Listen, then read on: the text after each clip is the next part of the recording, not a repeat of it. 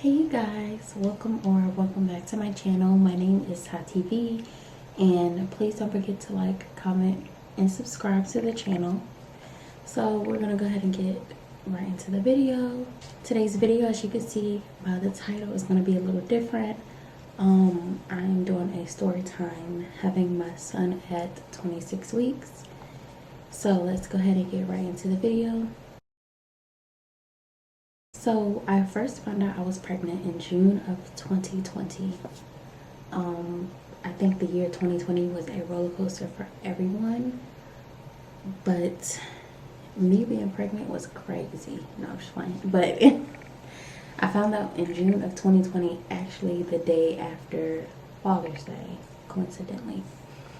The day of Father's Day, I just wasn't feeling good. My stomach was hurting, and I figured I would take a pregnancy test. I don't know what prompted me to take the pregnancy test, but I did it nonetheless, and I was pregnant. I was supposed to be due in February of 2021, the following year. So my pregnancy went good. I didn't have any complications. I didn't have preeclampsia. I didn't have anything. My previous pregnancy, when I was pregnant with my daughter, I was pregnant and I had my daughter at 18 years old, and I didn't have any complications. I didn't have any medical history. The only thing that I have is asthma. I went to the hospital while I was pregnant because I had an asthma attack. And that's literally the only thing. The week before I had my son, I actually had, I don't know the term for it, but it's like it's an anatomy. And forgive me if I sound a little ignorant, but I'm not really knowledgeable on the doctor's terms, or pregnancy terms, or whatever you want to call it. I had a test done that just sees if how your baby's growing, if your baby's going to have any disabilities, if your baby, see how healthy your baby is going to be. And I mean, they check everywhere, every inch of your baby. So I literally had that done a week before having my son, and all of the boxes checked. Like, there was nothing wrong. His heart rate was good. His heartbeat was good. And I didn't have any complications, any problems. And I keep emphasizing that, and I keep reiterating that, because I just, still to this day, I don't understand why I had my son so early. But anyways, I just have some notes, if I didn't say that in the beginning. So if you see me looking down, I'm looking at my notes. So November 7th, 2020 was a typical day for me. At that time, I was a DoorDash driver. I had quit my job to become a DoorDash driver full time, and I was making pretty decent money. I just felt more free, and I felt like that was the right way to go. But anyway, that's another story for another day. I'm getting sidetracked. So I was DoorDashing that day. I went into an Italian restaurant, and I guess the food didn't sit well with my son, so I ran back outside and I vomited, and I continued vomiting, and I was vomiting blood. So I'm like driving back home, and I'm still vomiting. I'm vomiting everywhere, all on myself, urinating on myself. Like, it was bad. So I'm like, what the heck is going on? So I was very conflicted with myself. I was like, do I want to go to the hospital, or, do I not want to go to the hospital? Because I'm the type of person, I don't go to the hospital unless I'm literally dying or feel like I am about to die. So I had to put my feelings aside and think about my son. Like, I'm sharing this body with my son. Not only, do I have to have someone else to think about. So I ended up going to the hospital. So again, not thinking much of it. I'm thinking I'm going to go to the hospital. They're going to give me some type of medication, maybe tell me to drink more fluids. something of that nature. I did not expect to leave out that hospital not pregnant. So I go to the hospital, I get my vitals checked, everything looks good, my blood pressure is good, everything just looks good. And until they bought the fetal Doppler, I believe that's what it's called, and they proceed to check my baby's heartbeat. I was no longer getting ultrasounds because I was 26 weeks, and at a certain period of time you stop getting ultrasounds unless you want to do like a 3D ultrasound or whatever you choose. The first nurse, the one that brought me back there, checked to hear my baby's heartbeat. It was very faint. The heartbeat was very faint. She called another nurse. The nurse did the same thing. Couldn't find the heartbeat. The heartbeat was very faint. So she asked me, when was the last time I went to the OBGYN? And, I told her, and she asked me, well, what side did they check? Like, what side of the belly were they able to find a heartbeat? And I honestly can't remember which side I told them, but I told them a specific side, and it's still faint on both sides. So the second nurse calls in the doctor. Now, when she did this, I started to get a little nervous, but I still wasn't too worried because I just knew, like, they're going to find it. They're going to find his heartbeat. Everything's going to be okay. Like, I don't really have too much to worry about. So the doctor comes in, and she brings her whole team, everyone. So my room is now full of nurses and doctors and nurse practitioners and whoever her team was, right? So at this point, I'm scared. I'm scared. Yeah, I'm scared because I'm like, something not right, something is not right. So the doctor again proceeds to try to find the heartbeat. The doctor literally tells me, if we can't find this baby's heartbeat in the next 5 minutes, we're gonna have to rush you into emergency C-section. And man, I was scared, nervous, but at the same time, a part of me was just like, they're gonna find the heartbeat. I'm not gonna go into an emergency C-section, because why would I go into an emergency C-section, right? You always think that wouldn't happen to me, or why would that happen to me, until it happens to you. So long story short, they couldn't find the heartbeat, so they rushed me to the surgery room to have an emergency C-section. They put the IV in my hand, which hurts so freaking bad. I'm not even scared of needles, but that shit hurt. And they were rolling me on the gurney, and that was just the scariest moment of my life. One of the scariest moments of my life, because they're like rushing and they're talking amongst each others, and they're, saying their terms, their doctor terms. I don't really know. And so I'm scared because I've never been rushed. Like, I've never went anywhere that fast. Like, had to be somewhere that freaking fast. But anyway, so I get to the surgery room, and of course I go from the gurney into the surgery table, and I'm still nervous, very nervous.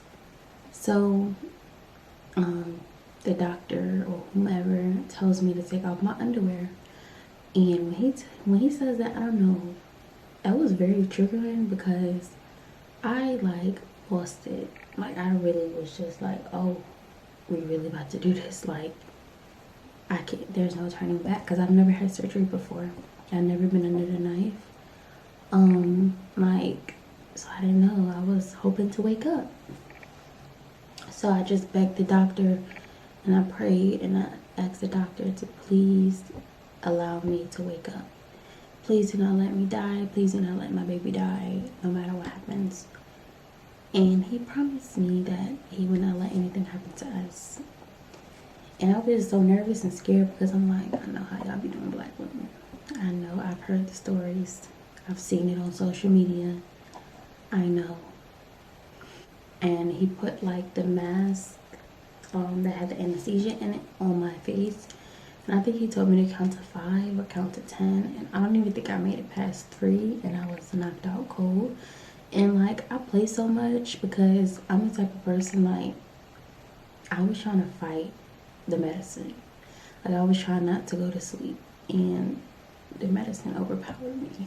And my baby boy was here on November 7th, 2020 at 4:07 p.m.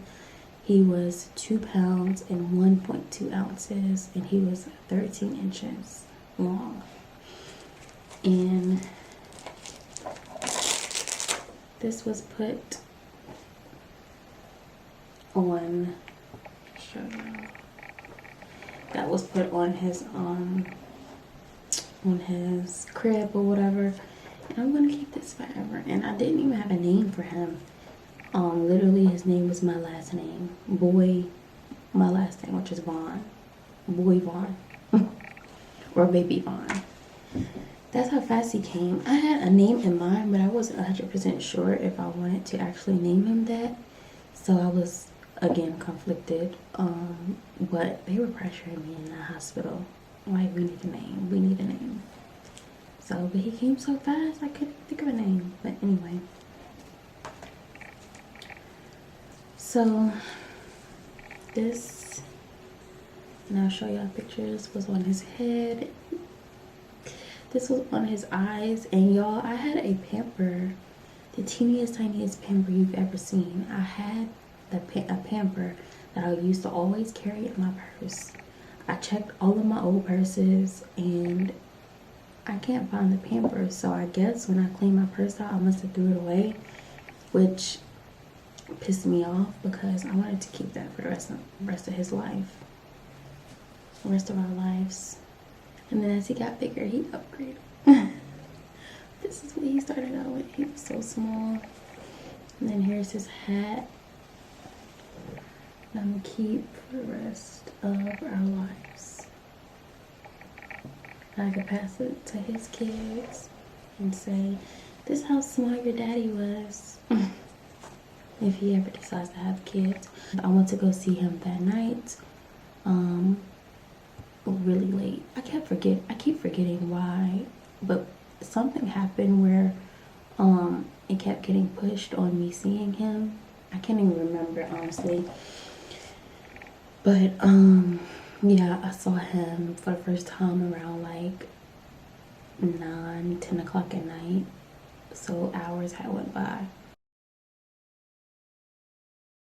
November 9th, 2 days after he was born, which was the worst day of my life. Me and my mom was visiting me in my room. And, well, before I get to that, I'm gonna say his dad, the baby's dad, my boyfriend, he works out of town. Like, he travels for work. So he had to rush home, and he came home that same night. So, yeah. So my mom, on November 9th, my mom, I hope I'm not confusing y'all, but on November 9th, my mom came to visit me, and the doctor, you know, for my son had came to my room because I was still recovering from a C-section, and he was just walking around, like fidgeting around, and I guess it was making my mom uncomfortable, and she had asked him, like, you know, you're fidgeting around, like, you're making me uncomfortable. Well, not really uncomfortable, but you're making me nervous. And so the doctor was like, yeah, I don't really come with good news. And my heart fell to my toenails. My heart dropped. And long story short, the doctor explained that my son, his tests was not, they weren't good. He was bleeding in his brain. He was having seizure activity, and a whole, but I'm not gonna say a whole bunch. He was having other complications, and he wasn't gonna make it through the night. So, I mean, I was just really shocked because I was happy and sad. I was happy because I'm like, okay, my baby's here. He's here early, but he's here. You know, I've been excited for him to come, and he came early. But at the same time, you know, I may lose him. So, with so many emotions, I've never felt like that and been that scared in my life. So, long story short, throughout the whole night, we just kept. I had tried to get some sleep because I really couldn't sleep because I was uncomfortable because I had a C-section. So I tried my best to get some sleep, and I would go up, get a little bit of sleep, go upstairs, see how he was doing. You know, he progressed, he got better. And I remember I had took a picture. It was me and his dad holding his little hands, and I thought that that was going to be the last picture I ever see, you know, the last picture of my baby. And this might sound weird to some people, and but I had faith, but I also prepared myself for him to go. I really did. Because I mean, the doctor tells you things to prepare you for the worst.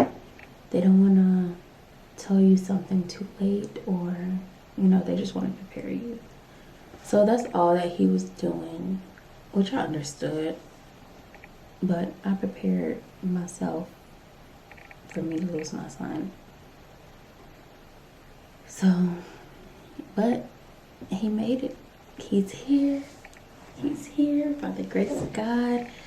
No matter what man says, God always has the last word. And ever since that day, I've always lived by that. I always remember that. I always remind myself, no matter what man says, God always has the final say so.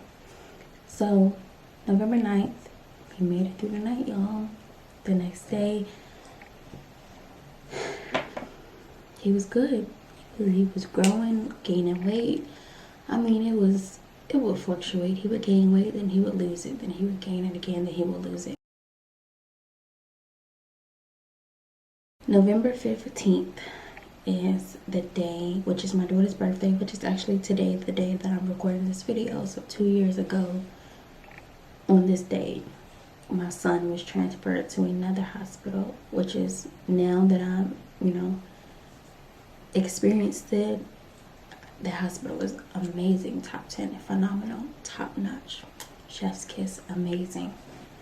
So he was transferred to that hospital from the hospital where he was born. I'm not going to say that they couldn't take care of him, but they wanted to put him in better care, which I'm glad they did. But at that time, I didn't understand that. I just wanted him to be close to me because the hospital that he was born at was like 10 minutes away from where we lived at, versus the hospital that he was being transferred to was 45 minutes away. So I had a fit, as you could imagine.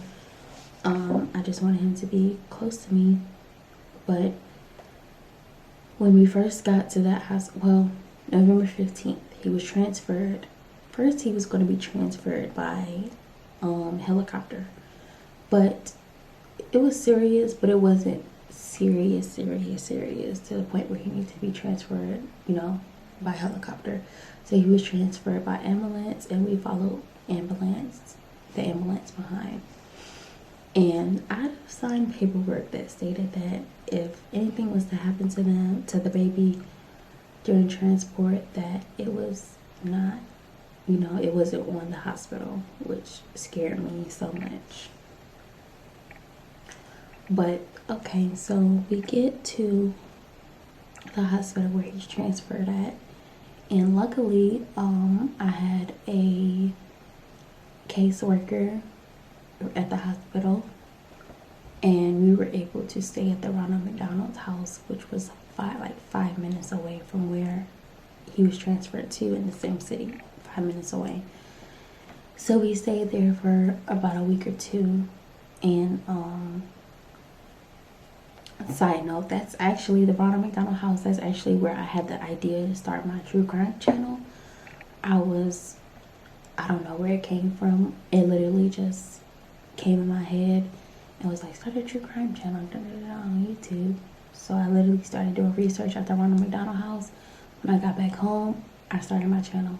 But anyway, I just thought that was very interesting, and it's very interesting how, you know, your life turns out and stuff like that. But anyways, I'm getting sidetracked. So we stayed at the Ronald McDonald House for a week or two, and then we came back home because my boyfriend had to go back to work. And then at this point, my boyfriend was not going back on the road. He was going to stay home with us. And then I couldn't drive either. I couldn't drive for about 2 to 3 weeks. So he had to drive me everywhere, which I hated because I'm a super independent person and I like doing things my own. But anyways, that's neither here nor there. Yeah, so he was at the hospital, at that hospital that he was transferred to from November 15th to February, the end of February. He was transferred back to the hospital that he was born at the end of February, and he came home March 3rd of 2021. And I cannot remember how much he weighed. I think he was like 5 or 6 pounds. It was probably like 6 pounds. I don't even think he was a full 7 pounds yet. But anyway, while he was at the hospital, he was diagnosed with hydrocephalus, which is a condition where fluid builds up on his brain, consistently builds up on his brain, and it makes his head bigger than his body. So when he was in the hospital, he didn't need it to get a shunt. He just needed to get tapped, like a spinal tap. And when they do the spinal tap, that relieves the fluid from the brain. So he got the spinal tap done twice, and he came home a couple months later. He came home in March, and June is when he got his surgery for his VP shunt. And we see so many different doctors. He goes to OT, he goes to PT. He is starting speech soon because he's starting to talk and babble, and you know. Dietitian, neurosurgery, neurology, gastroenterology, GI. He sees so many different people, y'all. But anything so my baby can be on track and get the proper care that he needs, I'll go see anybody for him and with him. Yes, he's 2 years old. He just turned 2. I'm recording this video on November 15th, 2022. He turned 2 on November 7th, 2022. And he is flourishing. He is such a happy baby. He doesn't look like what he's been through. And he's so strong, like nothing phases him. Like literally nothing phases him. Like when he gets like his finger prick, he doesn't cry. A IV, now that's a different story. He'll cry a little bit, but he don't scream and wail and everything. But that finger prick, that don't bother him. I guess because he got it done so much at the hospital that he was just like, this ain't nothing no more. But anyways, he is just beautiful, and God sent him to me for a reason, and everything happens for a reason. And I didn't understand it then, but I understand it now, and it made me a stronger woman. It made me build my faith up, and my boyfriend is a lot stronger than I am. He helped me through so much. He really did. He does not walk yet. He's 2 years old. He doesn't walk. He's not crawling yet. He's still learning how to roll, you know, on his own. He can roll from stomach to back, but he can't roll from back to stomach yet. So we've been working on that with him. And, you know, we're just going to get him to where he needs to be. And that's our plan. That's our goal. I have a wonderful family, wonderful parents. Everyone, you know, it takes a village to raise a kid, and it's not hard having a disabled kid. It's really not. Because you miss out on work. Because, you know, you have to go to your son's appointments. And, you know, it's just hard. But God wouldn't have put this on my plate if he knew I couldn't handle it. So I'm grateful. So that is the ending of this video. I hope you all like the video. Comment down below if you have any questions. Comment them down below. If you have any similar stories, if you've been a NICU mom, a NICU dad, feel free to share your stories down below. I would love to read them, and I would love to respond to your comments. So again, thank you so much for watching this video, listening to my story. We all have a story to tell, and why not share it and help someone else out that could be possibly going through the same thing. So again, don't forget to like, comment, and subscribe, and I'll catch you in my next video.